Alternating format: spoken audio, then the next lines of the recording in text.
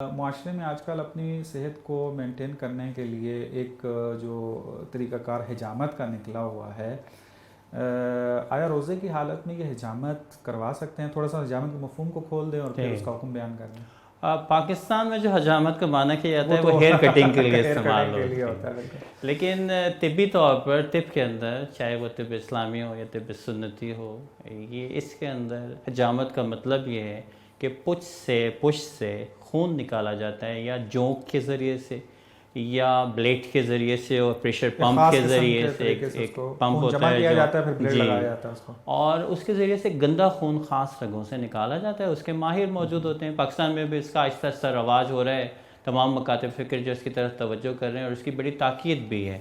صحت کے لیے یہ بہت ہی مفید ہے، اور پاکستان سے یہ مطروح ہو چکا ہے۔ پرانے زمانوں میں ہوتا تھا، ہمارے بزرگ بہت زیادہ انجام دیتے تھے، اور روایات میں بھی اس کی تاکید کی گئی حجامت کی۔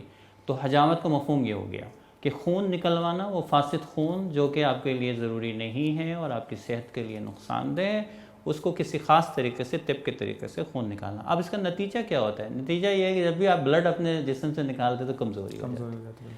تو جائز تو ہے، لیکن اگر کمزوری ہو رہی ہے تو مکروہ ہے، اور مکروہ کی ہم وضاحت کر چکے ہیں۔ مکروہ کا مطلب ہے کہ ثواب میں کمی ہوتی ہے، یا خدا کو ناپسندیدہ ہے یہ عمل کہ نہ کیا جائے، یعنی تاخیر کر دے، رمضان سے ہٹ کے اس کو انجام دے۔ جی، اگر کوئی خاص مجبوری نہیں ہے، اضطرار نہیں ہے، تو مکروہ سے بھی گریز کرنا چاہیے، کیونکہ اس رمضان کا ہدف ہی یہی ہے کہ ہم زیادہ سے زیادہ عروج پر، کمال پہ، اور چونکہ ممکن ہے اس قسم کا عمل انسان کو ایسی کمزوری کی طرف لے کے چلا جائے شاید، کہ جس کی وجہ سے واجب ترک ہو جائے، تو وہ تو پھر الگ مسئلہ ہو جائے گا، وہ ڈیفرنٹ ہو جائے گا۔ لیکن عام حالات میں مکروہ ہے یہ حجامت کرانا، یا کوئی بھی ایسا کام کرانا جس سے کمزوری ہو جائے۔ جی، بہت شکریہ۔